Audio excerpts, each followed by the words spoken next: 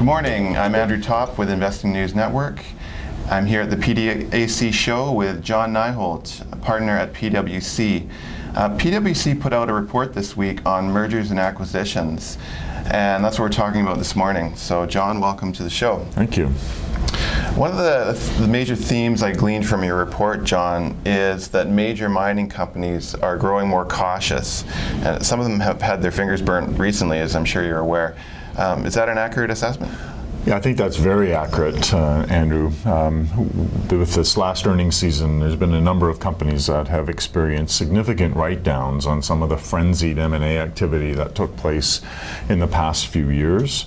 And shareholders have become extremely sensitive about these issues. It's had a significant impact on shareholder value, and the message has very much gotten to mining companies that they really do need to exercise a greater level of caution in terms of the acquisitions that they consider doing. Okay. And last year was a slow year for M&A compared to 2011, which was a record year. Right. Since then, a lot of companies have seen their market caps reduced. Some are dirt cheap. Are we going to see more M&A as a result of the lower valuations? I don't think the valuations in themselves are enough to spark a resurgence in M&A activity. I think that general level of market caution that I talked about earlier, I think that is what we're going to see throughout all of 2013. Companies are going to be very cautious about making big moves in the M&A area. Okay. We've heard a lot of talk recently about the mining supercycle being over, but your report says that's not true. Are we going to see China still being the world's consumer of metals? Is that still going to be a factor?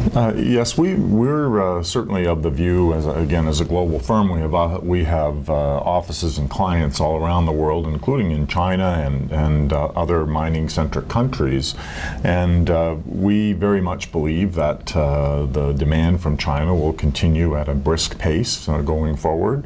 What we're seeing now is a greater level of consumer spending, and also the new Chinese government has reestablished a commitment to building out infrastructure.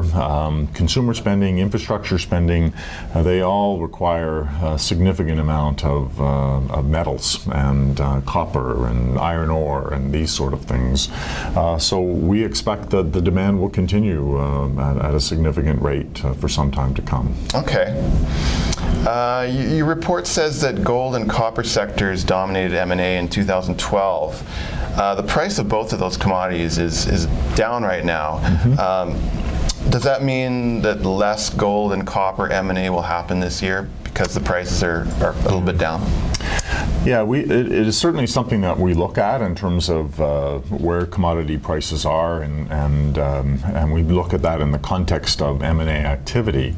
But frankly, when we look at 2011, you said earlier, it was indeed a record year for M&A activity in the mining sector.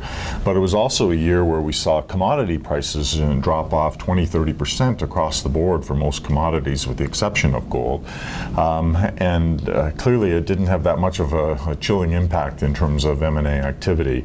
So I don't think we're going to see necessarily a boost in M&A activity or a drop in M&A activity because of the somewhat softening prices of say gold or copper that we're seeing right now. And copper is still at about $3.50 a pound, and most miners will say that that's still a pretty good price for that commodity. In fact, Inmet Mining in their large Cobra Panama project that's currently under construction in Panama, in their feasibility study, they've factored in copper prices at somewhere in the range of $2.25 to $2.50. So there's still quite a gap between that and $3.50. So again, I don't expect it to have a significant impact on mining M&A. Okay. China's position as an acquirer is interesting. The report notes that China is becoming less interested in iron ore and more interested in precious metals and base metals like copper. Why is that? I think that there's been a round of acquisitions in the iron ore space, and they've also teamed up in a number of places for offtake arrangements for iron ore. So I think the view is that they're in reasonably good shape from that perspective. China is one of the larger producers of gold, and their gold mines have a relatively shorter life of mine remaining. And so I think that, and also I guess I should say that China's central bank has been building stockpiles of gold as some sort of a currency buffer, shall we say. And so I think the demand for gold is certainly there, and we've certainly seen firsthand that Chinese gold companies are looking at making acquisitions abroad. So that will be an interesting development to continue to watch in 2013. Right, okay. Uranium is becoming an M&A target. What are your reasons for this? Well, certainly over the last couple of years, there's been a bit of a chill on uranium.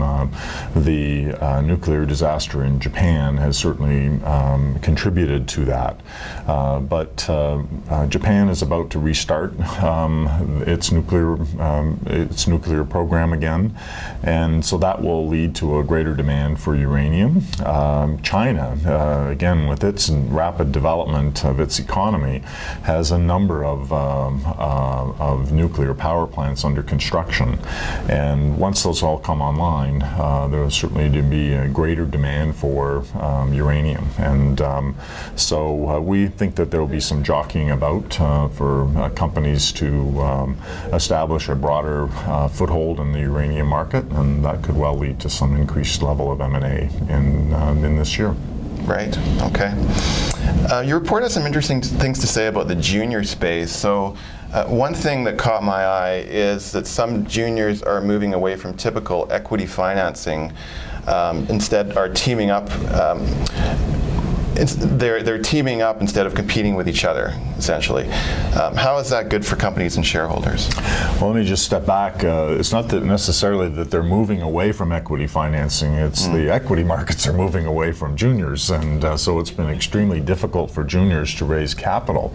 So that has led to some mergers of necessity, quite frankly, on the one hand. So what we've seen is companies that in the junior space that have been able to raise money being merged with companies that have great properties and great prospects but no cash to take those developments further.